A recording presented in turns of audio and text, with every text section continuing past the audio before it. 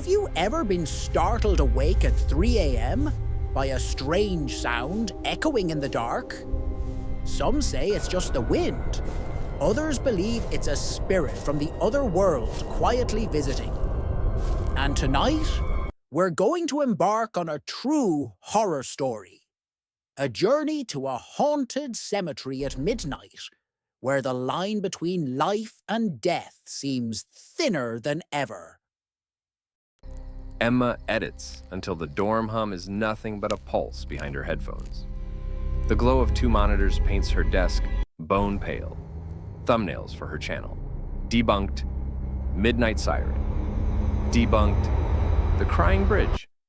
Stare back like trophies stripped of their stories. Tonight the cursor blinks over a new title card she hasn't earned yet. The Shadow in the Graveyard at 3 a.m. Debunked. She doesn't believe in shadows that think. She believes in fog machines and power lines, in security guards with nothing to do at night. She believes in eyewitnesses who swear they saw things, but were mostly afraid of the dark that saw them first. She believes in edits, the kind that cut fear into something consumable. A text from Jake lights the second screen. You still up? Emma smirks and types back one-handed. Always. A second bubble pops. Carson Hill Graveyard. Don't. She pauses, hovering, then. Lol, that your subtle way of saying I should? I'm serious. Jake follows with a photo. It's a screenshot from a Facebook group. Witching hour warning. Do not go to Carson Hill at 3 a.m. Comments stack beneath it. Anonymous profiles, shaky grammar. A few overexposed night shots of fog curling around old stone. The text that keeps repeating is what sticks. She doesn't like visitors. She types, who's she? 3 little dots. Then, Eliza. Wrongfully accused, buried alive, blah blah. Old Man Carter says it's real. Old Man Carter. Emma hears the name. Like the bell above the antique store door. Thin, inevitable.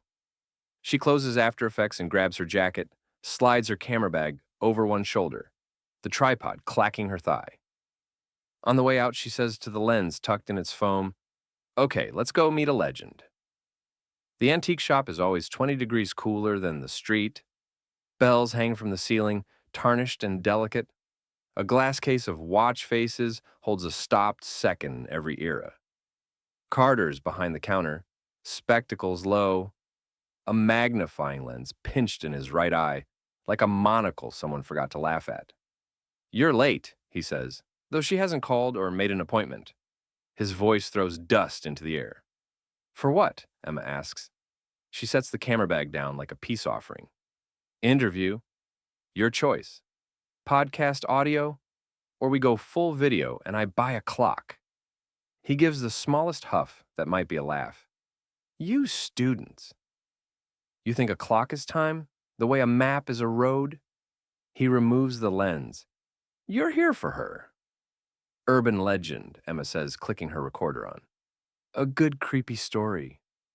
Carson Hill at 3 a.m. The Shadow. He doesn't like the word story. The room shifts around his shoulders. Her name is Eliza, he says softly, and there was nothing urban about what was done to her. Emma doesn't roll her eyes. She lets the silence work like bait. Jake says Carter likes to talk if you don't try to make him. So she stands, neutral, and the clocks tick. They called it witchcraft because calling it hunger felt too close, he says at last. There was a sickness. Milk spoiled. Babies wouldn't sleep. Men dreamed of their father's fists. So the town picked a woman who was alone enough to be everything and named her the Reason. They put her under the hill while the air still warmed her tongue. His fingers rest on the counter glass. You can smell earth that remembers, you know. On certain nights it smells like breath. Emma keeps her face a mirror, but her thumb tightens on the recorder. What happens at 3? Carter looks at her like the question has been waiting for her mouth to find it. At 3, he says. The clock opens its eye. Time looks back. Most nights it is merciful and closes again, but she keeps watch. She doesn't like visitors. Who says? His smile shows not a single tooth. Whatever crawls out of people when the streetlights trip and the fog forgets itself. The ones who went to brag came back a pocket lighter. The ones who went to pray came back loud. He leans closer. Some didn't come back. Names? Emma asks automatically. Grief, he says, and the recorder catches the whisper before Emma can argue with its poetry. Outside, it's the late afternoon that pretends it will never end. Emma has what she needs: a jealous grave, a misremembered woman, a warning that makes better thumbnail text than permission ever could. Jake calls as she crosses campus, the phone scolding her in his voice. "You're not going tonight," he says, skipping hello. "I'm going tonight," she says, skipping everything else. "Don't do this for views." Emma stops on the library steps and watches reflected students cross in the glass. I'm not. I'm doing it to be right. There's a beat where she nearly tells him that being right is the only thing that ever felt safe. That if she can count something, frame it, cut it into chapters, then it can't crawl under doors and into her. "I'll be smart," she says instead. "In and out. I'll text you at 3:15 with a dumb selfie next to a statue. You don't know what it's like there." You don't know what it's like there at night. Whew. Jake's breath fuzzes the mic. It's too quiet. Like the town holds its breath so something else can breathe. Good line, Emma says. You can be my co-writer. He... Take the spare battery, and if the flashlight flickers, don't be clever about it. Leave. Deal. By midnight, she has packed and repacked her bag 3 times. Not because she is nervous, but because nervous hands feel like unfinished homework. Camera, shotgun mic, lavs, 3 batteries, extra SD cards, flashlight, headlamp, tiny tripod for low-angle shots, phone on airplane mode so no notification can turn a jump scare into a punchline. She hesitates over a small tin the size of a ring box, a silly thing she bought once for a ghost hunting episode she never made. Inside is a cheap silver ring with a glass bead. A charm, the vendor said, charged on a full moon. Emma adds it because it weighs almost nothing, and sometimes prop work saves a shot. Carson Hill is a 10-minute drive from campus that feels longer because the road insists on reminding you it was not first a road. It was something animals made with their feet, and people paved to pretend they did it first. The graveyard is at the road's shyest bend, where the gnarled trees stutter in a cluster and a handmade sign reads, "Please remember the dead," in letters no one can agree about. She parks far enough from the iron gate that the dome light won't betray her and kills the engine. The world becomes a different house the second the fan stops. Fog crawls from the ground as if the earth decided to breathe through its mouth. Emma shoulders the bag, secures the headlamp around her beanie, and checks the time. 2:42 a.m. Rolling, she whispers, though she isn't, not yet. The word makes her braver. She starts the camera, and the red tally light answers like a heartbeat finding its rhythm. The gate complains quietly, less a creak than a memory of one, and she slips through sideways. Inside, the air is immediately colder. Not night cold, but cellar cold, the kind that carries a story without rehearsing it. The tombstones are at once crowded and lonely, a choir whose hymn is names no one here can sing correctly. Emma moves slowly, filming wide first like a scout, then punching in on details. Marble flaked like pastry, a lamb carved so softly that its chin still believes in mourning, lichen like an old map that refuses to be updated. She narrates under her breath, not to spook herself with silence, not to break it either. We're at Carson Hill Cemetery, she says in a tone she knows how to use, the one that balances cool with respect. A line of stones near the hill's elbow looks newer, but one at the center is unmarked. No name, no date. just a slab laid like a hand face down. The ground around it is a shade darker, like damp fell out of love with everywhere else first. Emma frames it, knees damp through her jeans, and something like a draft pulls the hair on her arms to attention. Old graves settle, she tells the air. They shift, they sink. It's not anything. The headlamp throws a pale halo that refuses to reach the edges of the world. Beyond it, the fog quarters itself like an audience sitting on the floor. The flashlight flickers. Instantly, she hears Jake in her ear. Don't be clever about it. She is not. She gives the flashlight a sharp, practical shake, then breathes when the beam steadies. Her watch taps her wrist, a polite little "you asked me to tell you" buzz. 2:55. 5 minutes, she says to the camera. If anything happens, it's going to be because I'm here expecting anything to happen. She laughs very quietly. Expectation is a kind of haunting. A sound like disturbed leaves, but with no direction to it, unravels through the fog. Emma freezes mid-tilt and listens with her whole body, like she's a glass of water and someone is walking heavily across the floor. The sound comes again, softer, above her instead of beside her, and for a heartbeat she imagines the fog has learned to walk. It's wind, she says, because she has to say something, but the trees are still, and wind usually remembers to take them along. The unmarked stone is suddenly warmer against her palm than the air is against her face. She startles, draws back, then lays her hand again deliberately to prove the lie. Warm, like a forehead. The camera catches a faint glitch, a single frame hopping like the world missed a stare. Her watch buzzes again. 2:59. Emma raises the camera until the unmarked stone fills the frame. She holds as steady as she can. She listens. The fog holds its position like soldiers who have learned patience the hard way. Somewhere in the trees, an owl offers one syllable and decides conversation is a mistake. Emma's mouth is dry. She swallows. The phone display flips to 3 o'clock, and the second it does, the air presses inward as if the hill has exhaled in her direction. The headlamp dims, not like a battery would, but like a cathedral deciding a candle is too loud. The unmarked stone shivers, the slightest flex, a ripple of fatigue through granite, and the camera glitches again, this time a thin, vertical tear down the frame, as if the night is a photograph someone is impatient to fold. Something whispers in a voice that sounds like it has been practicing with a mouthful of soil. Leave now. Emma hates that the first word her brain chooses is please.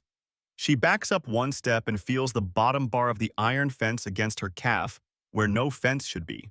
For a stupid second, Emma thinks she has misjudged distance. She pivots to find the fence, to prove she is nearer to an edge than to a center, but the iron rails that print into her calf are not the gate she came through. These bars bear a different rust, a pattern of lichened scars like handwriting she doesn't recognize. The flashlight beam skates the metal and refuses to settle. The fog, pleased by her confusion, creeps a few inches closer as if admiration gives it the right.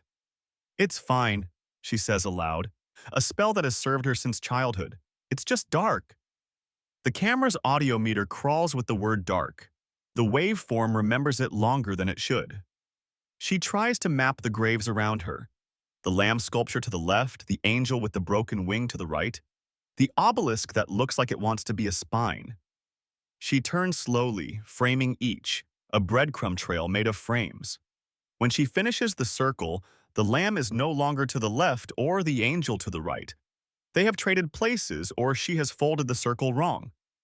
Okay, she says, and the syllables are thin as paper. Okay. The whispers come again. Closer now, less wind, and more syllables. Not English, not exactly, though her name swims in the mouth of it like a familiar fish in the wrong lake. Emma.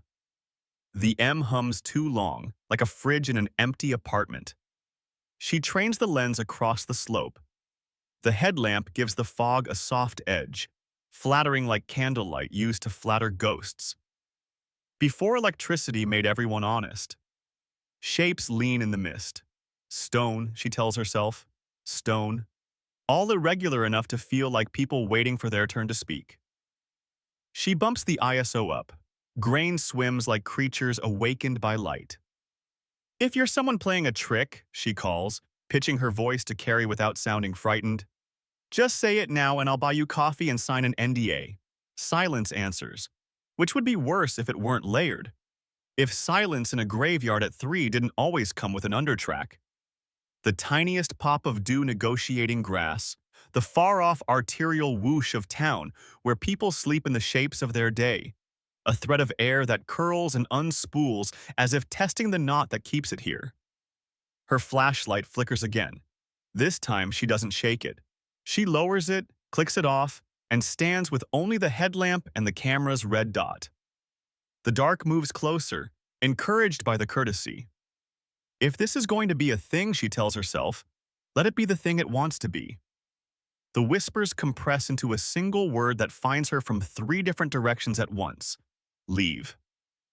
The syllable slips past her ear and lands in her chest like a coin in water. You got it, she says reflexively, and takes a step. The fence presses her again. She chooses another direction and walks until her soles register slight dampness through the rubber. Low ground, the kind a hill hides in its one pocket. She should be moving toward the gate. She is not.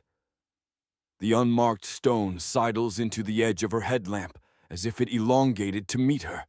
She stops. She lifts the lens. The stone fills the frame obediently, as if it, too, lives for attention. There's more than one unmarked stone, she tells the voice she will not name as fear, aiming to reassure by inventory. But the truth is simpler. The hill shifts, or the map does, or the part of her brain that rotates Lego models from instructions is misfiring in fog. She crouches, puts the camera on the tiny tripod to steady her hands, and places it at grave level. The world seen from down there has different rules. The fog is a river, and the headstones islands, and her knees are cliffs that forgot their water long ago. She clicks record and lets the shot breathe. It's then that the shadow moves. She doesn't see it at first as moving. She sees it as a change in the understanding of where edges are. The space between 2 stones, that gap she would have sworn was empty, thickens and learns to keep its shape. If she doesn't look straight at it, it is a man. When she does, it becomes again a place where a man could be. Too tall, too certain, and too reluctant to belong to her lamp. Hello, she says, because she is not done being a person. The camera records the her of it, this attempted civility directed at a lack. The shadow, if that is what the absence calls itself, stays where it is long enough that Emma thinks she can rationalize it into hedge, into fog, into a misread pillar of stone. Then it moves again, and movement refuses misreading. It crosses the gap between 2 markers with a patience that answers to nothing living. Its edges whisper as it goes, like skirt against grass, like pages in a windless room. Her throat tightens in the old, unwelcome way.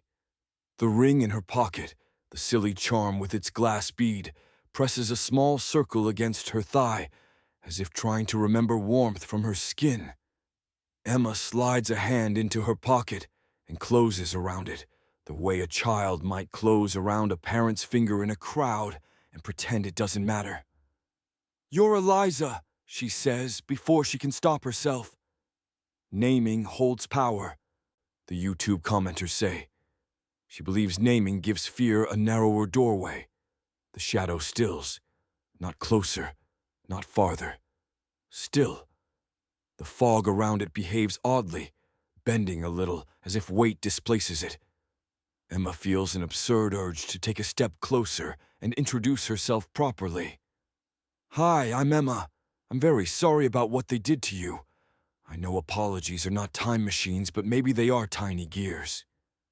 Instead, she adjusts focus. The lens hunts, fails, hunts again. The camera screen fractures for a second into 6 narrow versions of itself and snaps back. On the audio meter, a thin, consistent line appears where there was nothing before, like a whisper that refuses to enter the room of her hearing. "Can I?" she starts, and the word dies of embarrassment when the shadow takes the sentence instead. "Leave." The voice is made of many voices thrown together and sanded by earth. There is no threat in it, and no mercy. Only instruction sharpened by time doing the same work. Emma stands. She is not brave so much as stubborn, and stubbornness has always disguised itself in her as method. "I will," she says, aware of how college student earnest she sounds. "If you let me ask a question." The dark holds its breath around her, as if the hill itself is curious. "Were you buried here?" Stupid question. She hates herself for the present tense. "Is this yours?" The fog unspools a thread and lays it at her feet. It's so thin it might be a trick of light, like a hair that has caught a lamp. The line leads from the unmarked stone away into the grave she thought she'd learned. She lifts the camera and follows the thread with the lens. It wavers, but the shape is there, undeniably, a path hacked through fog by nothing visible. She follows. 1 step, 2. The line draws her through a small congregation of markers that seem to lean in closer as she passes, as if the dead had learned gossip recently and want to practice. Each step is a negotiation between curiosity and a field of tiny refusals her body files as shivers. The air grows colder, an honest cold this time, like the inside of a stone church. The path ends at a grave that is marked. The name carved there is Eliza. No surname, no dates, as if the stonecutter wanted to say the most with the least. The E has a flourish a hand would be proud of. Emma lifts a hand without thinking and touches the carved Z, as if the letter could be a hinge that opens the years. The whisper comes from behind her ear this time, so close it could be breath. "Not here." She turns, slow, disciplined. The camera nearly slips on its tripod, and she catches it with a panic that is almost maternal. "Okay," she says softly, because the word has more shapes than any other. "Okay." "Leave," the voice says again. And there is something new in it now. Something that sounds less like warning and more like pleading from someone who knows how pleading fails. Emma takes 1 step backward, then another. The fog accepts the retreat with the relief of a host who has realized the guest is dangerous. Somewhere, a mechanical bird that lives inside a clock decides to mark a second with its tiny beak. She calculates the walk back to the gate. 30 steps, maybe 40. She turns that direction and moves. The hill disagrees. The gate is not where it was made. The iron fence arrives again under her palm, this time carved into with initials and dates like a notebook's margins. She follows it to the right, because people always go right when lost. It turns left because rules are games here. When she returns to open ground, the unmarked stone approaches like a patient animal. "Looping," she says aloud, to give the horror the shape of a problem. "Okay, we're looping." She looks at the lens as if it were a friend's face. "If I'm not texting you at 3:15, she says to the remembered Jake, "I'm either dead or I found a new thesis on the geography of fear." The shadow chooses that moment to learn height. It lengthens against nothing, reaching above the headstones in a slender column that has too much dignity to be a trick of angle. For a blink, no more, Emma sees a face inside it. Not features, exactly. The suggestion of the idea of a face, a hollowness where a mouth might have asked different questions if given the century to. The world tilts. She plants her feet and waits it out like a bout of vertigo. Leave! Louder now, and nearer. The word lifts the hairs along her scalp like a hand. Emma slips the ring from her pocket and holds it in her fist. I will, she says through teeth she had not meant to clench. Just let me. The ground softens under her right heel the way riverbank soil does when it remembers rain. She stumbles and drops to a knee. Her palm slaps earth. The warmth again. The wrong warmth. The borrowed kind. She jerks her hand away and sees, impressed into the dirt, the shape of fingers that are not hers. They vanish as she watches, as if the hill thought better of showing off. Her watch vibrates. 3:07. She changes approach. Eliza, she says, gentler than she knows she can be. I'm sorry. A ridiculous thing, cheap as the ring. But the word sorry has muscle memory. It might lift something heavier than pride. The shadow does nothing that she can call movement, but the fog around it learns hesitation. Please, Emma says, and feels the world rearrange to hear the syllable. I'll go, I swear. Just... She swallows the impulse to say, don't follow me. The stories always teach that the rules are in the saying. Better to leave the door unnamed and hope it still exists. The hill considers, then nods in a language made of temperature. The cold recedes 1/2 degree. A corridor opens in the fog so narrow she will have to turn her shoulders to fit. She doesn't wait. She scoops the camera, clamps the tripod against her chest, and goes where the air permits. But when she emerges on the other side, there is the unmarked stone waiting, patient as weather. The problem with loops, Emma thinks, is that they make time into a hallway and then keep moving the doors. She stands, breath fogging, and plans like this is a campus puzzle room with a bored facilitator on the other side of the glass. Different axis, she murmurs for the camera. If forward and right just return, try down. She kneels by the unmarked stone. Fingers spread, she tests the earth around its edges, packed mostly, but not unforgiving. Her headlamp spills a thin blade of light that makes the soil look like skin under an exam light. She hates the metaphor and keeps it. I'm not desecrating, she whispers, to Eliza or to the idea of her. I'm verifying. She scoops with her hands because tools feel too much like intent. Dirt gives in small private size. The smell that rises is not rot. It's old wood, wet paper, coins. The camera, set low again, captures her hands without letting her see her own face. She thinks that's mercy. After a minute of careful work, she finds, not a coffin, but a circle of stones under the soil, river smoothed, arranged deliberately. A symbol.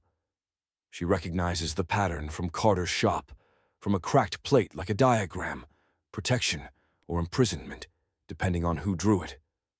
Not a grave, she says. A lid. The shadow leans nearer without moving. She feels it in her inner ear, the way you feel pressure before a storm. Leave, it says, and there is something in the word now like fatigue held in the throat too long. Emma wipes her hands on her jeans and looks directly into the lens. If this is a binding circle, she says, then the unmarked stone isn't a headstone. It's a plug. She hates the word. She uses it anyway. If Eliza was buried alive, maybe this is where they kept what they feared, and the market stone is where they pretended to mourn. Not here, the voice says again, more insistent, and the ring in her fist pricks her palm as if the glass bead were a thorn. She opens her hand and the bead catches the headlamp. For a blink, the fog reflects a tiny, private moon. Listen, Emma says, and she doesn't know who she is addressing until she hears herself. I'm sorry they did this. I'm sorry I came. I will go. But if I go now, I will make the same video everyone makes. I heard a voice. I saw a shape. People will shrug and say I edited the sound and moved the camera. If I can show them the pattern, show them how they bound you, maybe someone will stop coming here at 3 to poke at you like you're a bruise. Silence enters like a person. It stands close and studies her face. Let me film it, she says softly. Then I'll leave. The fog's corridor tightens as if the hill is deciding whether to let this be the door. At last the cold lifts again, another half-degree. The shadow does not step aside. It simply ceases to insist on being between Emma and the ring of stones. She takes that as permission, or pretends she does to keep moving. She frames the circle from above, the stone's neatest teeth. She pans slowly around it, then up to the unmarked slab, then to the horizon where the fence should be, where it is not. Binding circle under unmarked stone, she narrates, her voice calm because she makes it be. Marked Eliza stone elsewhere. Voice says not here, as if this is a decoy or a prison. The words sound ridiculous, like fan theory spoken in a serious room. She will hate them later. Now, their stairs. Her watch. 3:12. She wants to be texting Jake. She wants to be nowhere. She wants, unfashionably, to be wrong. A new sound arrives. Faint at first, then suburban in its confidence. Footsteps. Not the shadows. These are rubber on wet grass. The day's world intruding with shoes from a store Emma could name. Relief and dread play tug-of-war in her chest. She kills the headlamp and crouches instinctively behind a stone, a camera woman's reflex taught by trespassers and security guards. A beam sweeps the fog in a brash, impatient cone. Em? It's Jake. Emma. She wants to stand. She doesn't. The loop has taught her that things which look like doors sometimes have teeth. Em, I swear to God. The beam swings closer. He must have braved the gate. Must have driven here with his own worry for armor. This isn't funny. Jake, she says, finally rising. Don't. His light finds her face, and then the unmarked stone, and then the ring of smaller stones. What the hell are you doing? Documenting, she says, because the word is a shield she's always believed in. We need to go, but I needed to. I thought if I could show. Jake's beam slides. It snags on something Emma can't see. His expression changes. Emma has watched his face for years, across cafeteria tables, over laptops, through laughter. She's never seen it make this shape. Okay, he says tightly, not looking at her. We're done. Come on. The whisper threads both their names now. Emma. Jake. The second syllable in his name lengthens like gum between teeth. Jake flinches so hard his light slaps the fog into new angles. Go back to the gate, Emma says, voice low, filming him without meaning to. Don't run. Don't be clever. He tries a smile and fails. I remember. They move. The fog pretends to allow it and then closes like a crowd around a celebrity. The fence bumps their path with its old joke. Jake swears under his breath and drags his beam across the rails. This wasn't here, he says. This wasn't. Loop, Emma says. The word is a rope she throws to both of them. We're looping. It'll try to bring us back to the unmarked stone. Emma. He nods past her shoulder. She doesn't turn. She has learned. She watches the shadow's movement without looking at it, the way you learn to read a storm by the animal behavior that precedes it. It lengthens and thins until it is a pillar and then unspools toward them like thread pulled from a very old coat. Please, Emma says to the air, and the politeness in her own voice shames her. "We're leaving."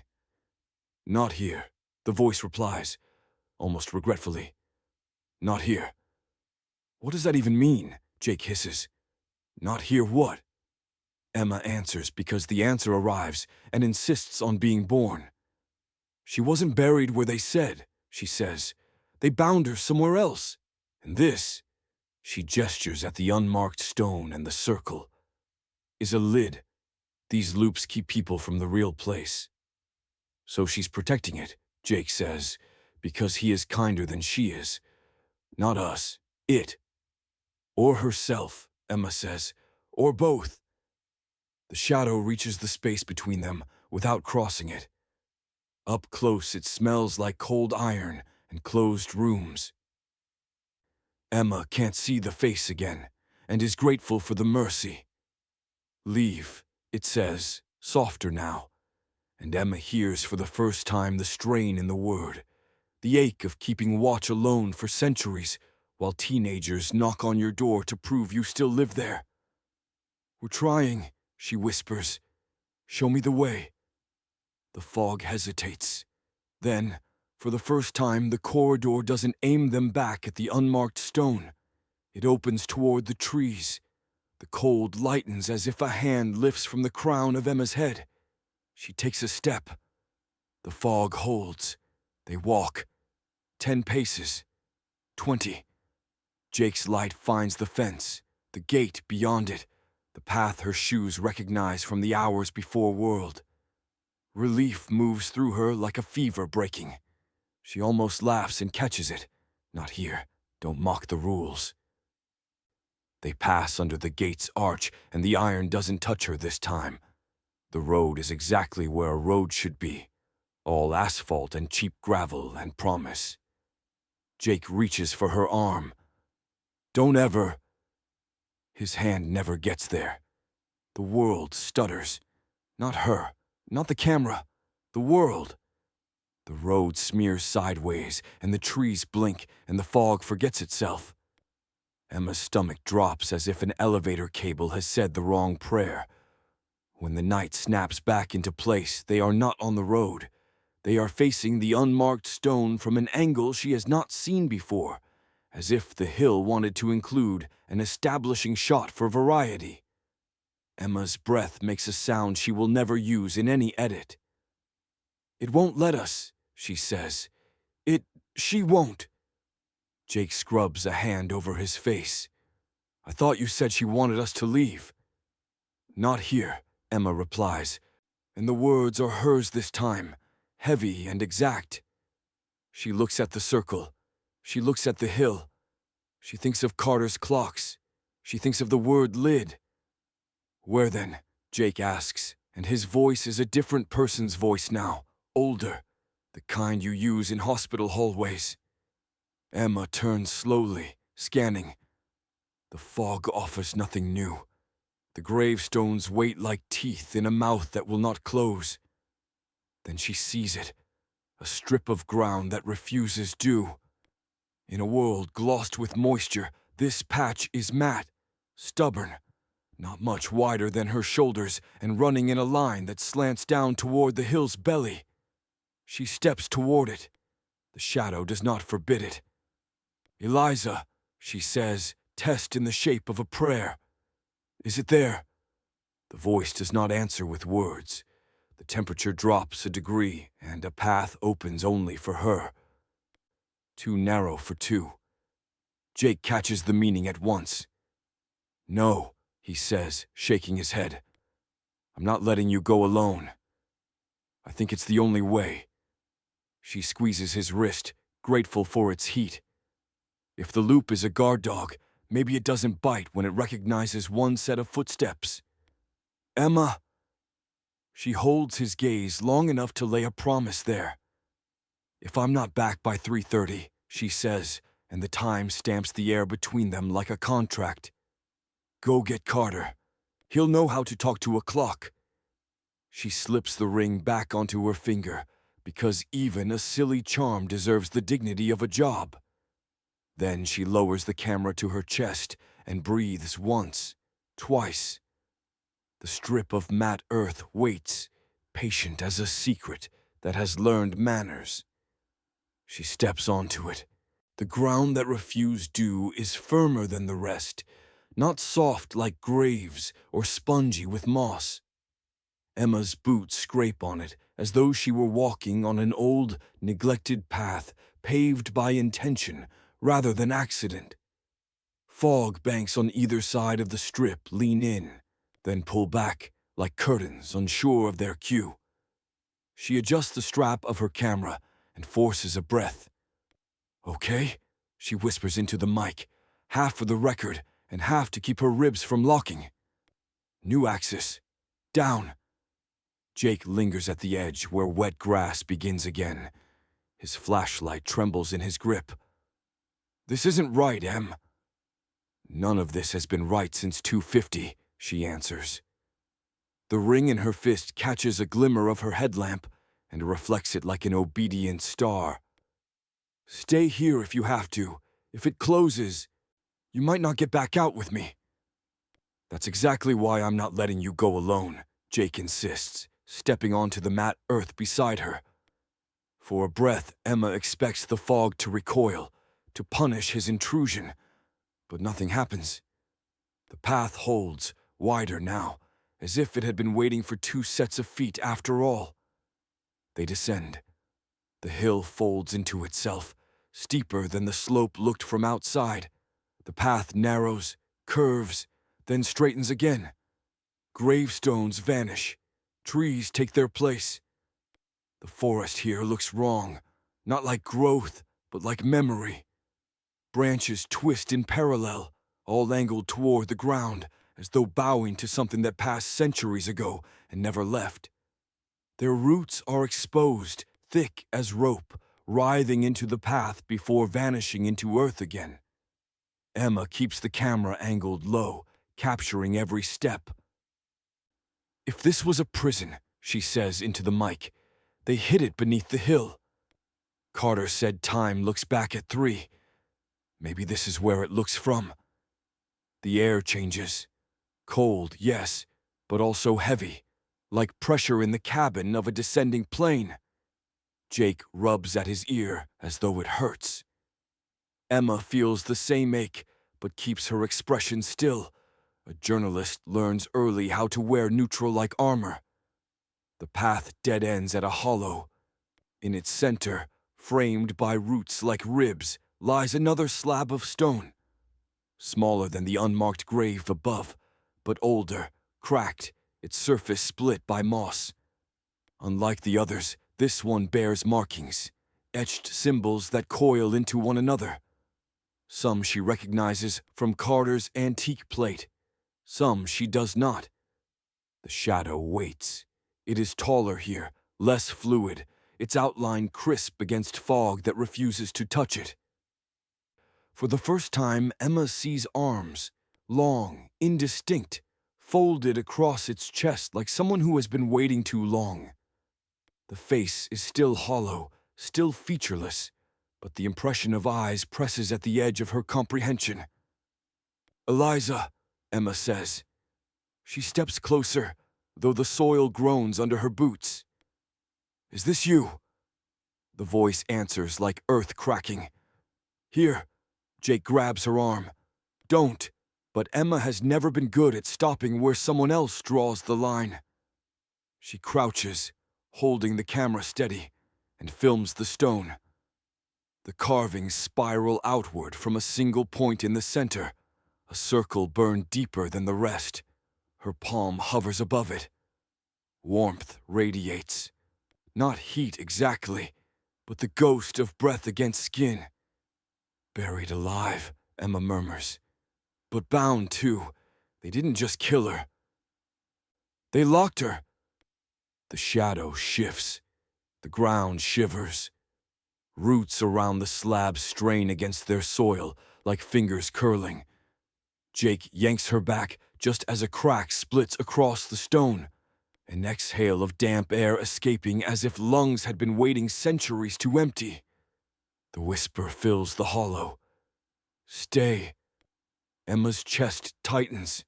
She almost wants to obey. Almost. The crack across the slab widens with a reluctant groan. Fragments of stone grind against each other, flaking into dust that smells faintly of iron. Emma steadies the camera even as her instincts scream to drop it and run. The lens drinks in the fissure, the spiraling symbols glowing faintly, as though the pressure of centuries had charged them with a light too old for the sun. Jake pulls at her shoulder. We need to go, now. If we leave it open, she starts. If we leave us open, we don't leave at all, he snaps. But his eyes never leave the widening split. From within the crack comes a sound, not words, not even breath. It is the slow drag of fingernails against wood, echoing where no wood exists. Emma's stomach knots. She recognizes the sound from her research into accounts of premature burial, coffins clawed from the inside. The shadow leans over the slab, folding down until its indistinct head hovers inches from the crack. The mist stirs as if it inhales. Free, it whispers. No. Emma's voice shakes but holds. Not free. Safe. You want safety. Jake gapes at her. You're negotiating with it. With her, Emma corrects sharply. Eliza, I know what they did. I know they hurt you. But if you leave like this, you'll tear everything down. You've already trapped us. What happens when it's the whole town? The shadow flickers, taller, then smaller, then gone, only to reappear at the edge of the hollow. Emma swallows. The ring in her hand warms, the glass bead glowing faintly, a pulse she didn't know it could make. The symbols around the slab flare, roots thrash. Jake curses and raises his flashlight like it could fend off history. The beam slices through fog, illuminating fleeting glimpses of something beneath the crack, skinless fingers, reaching, withdrawing, reaching again. Emma shudders but forces herself to stay. You wanted someone to know, she says. That's why you keep them here, looping, showing pieces. Not just to scare them, but to remember you. Remember, the shadow agrees. The word hisses like steam escaping a kettle. Jake's patience snaps. Emma, we're not saviors. We're kids with a camera. We can't fix 300 years of whatever this is. Emma films his outburst, the way his voice cracks, the way the fog pulls tighter as though feeding on anger.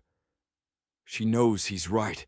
She also knows leaving is impossible without permission, and permission demands something. She opens her fist. The charm ring gleams weakly. Eliza, she says, raising it. This isn't much, just glass. But it's carried with me. It's seen things I've seen. If you need an anchor. The bead flashes. For an instant, Emma sees a woman inside the shadow. Not hollow, not faceless. Dark hair tangled, eyes wild with dirt, lips torn where soil filled her mouth. A vision of terror so sharp, Emma almost drops the ring. The stone groans louder. Symbols bleed light. The crack yawns wide enough to see darkness within darker than the graveyard above. Jake yells, Emma! The shadow lashes toward them, not striking, herding. Fog corrals them against the roots. Emma clutches the camera, knowing instinctively, if she drops it, none of this matters. None of this will exist beyond her. Please, she begs, voice raw. Don't make us stay. Let us tell them. Let us remember you right. The crack stops widening. Silence floods in. The vision of the woman flickers, then steadies. Her eyes lock on Emma's, as if centuries have been waiting for a listener. Remember, she repeats. Then the stone slams shut. Dust erupts. Roots collapse. The shadow vanishes, leaving only fog and the echo of fingernails. Emma doubles over, coughing. Jake grips her arm so hard it hurts.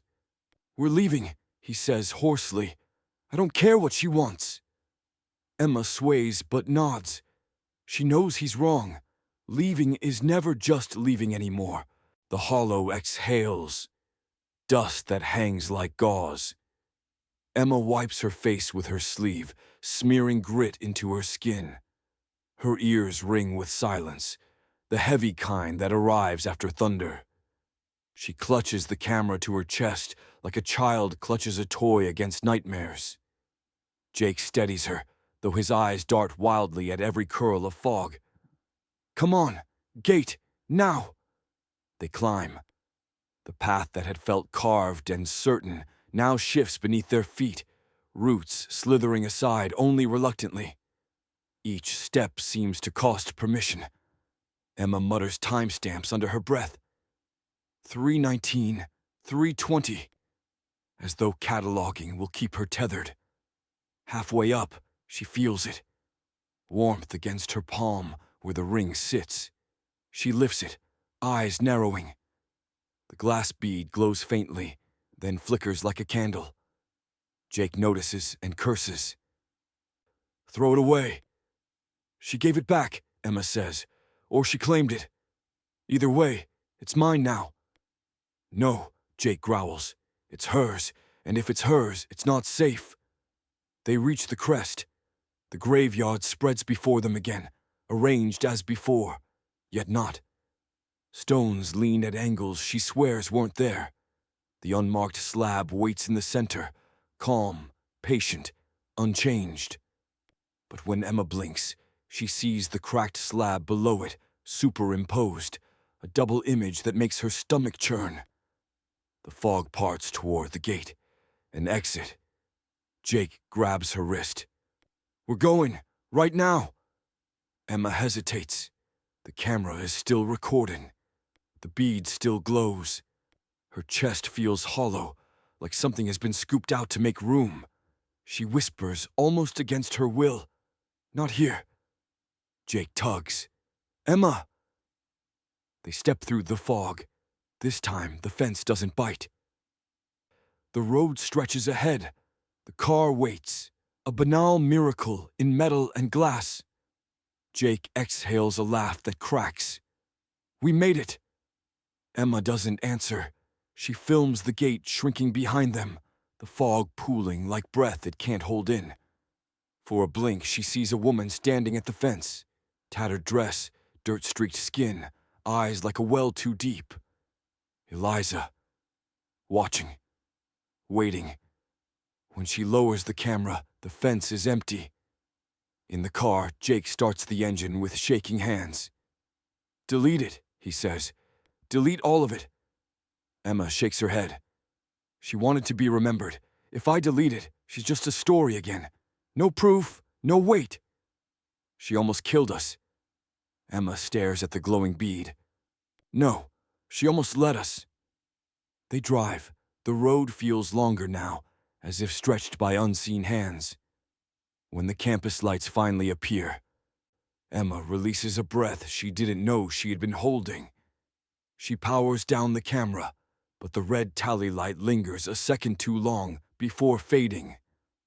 In her dorm room, hours later, Emma transfers the footage. The files are intact, but every frame with a shadow is corrupted, static, glitches, warping. Only the audio remains.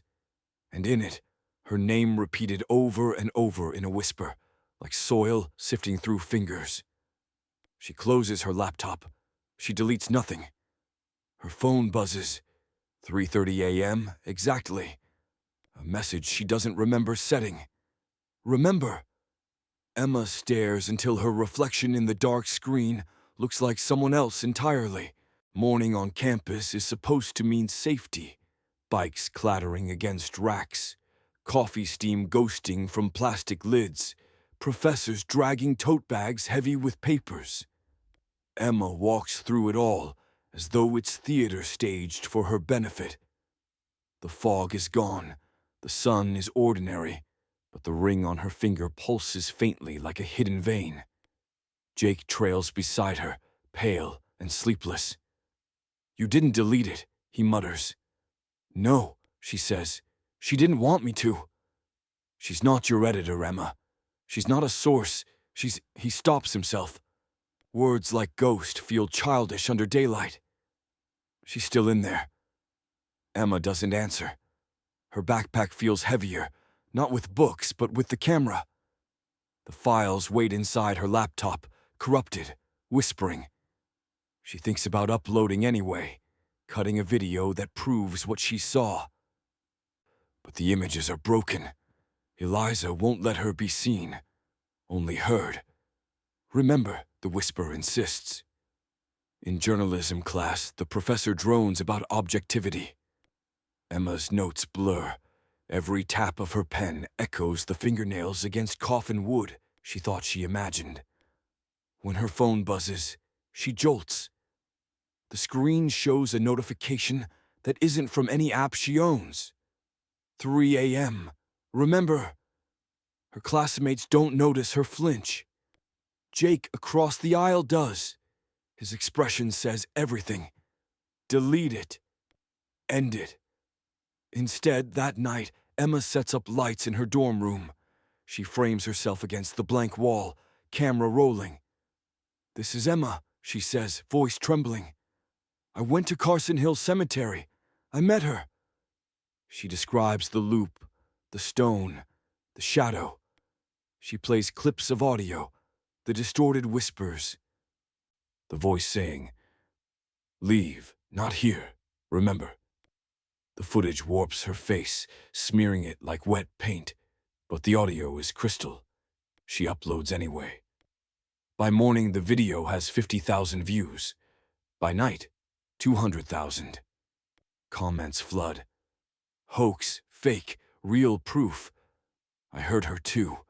People argue. People swear they see Eliza's face in the static. Some write coordinates to Carson Hill. A few say they've already been. Emma's chest tightens. She didn't want to make the graveyard a pilgrimage.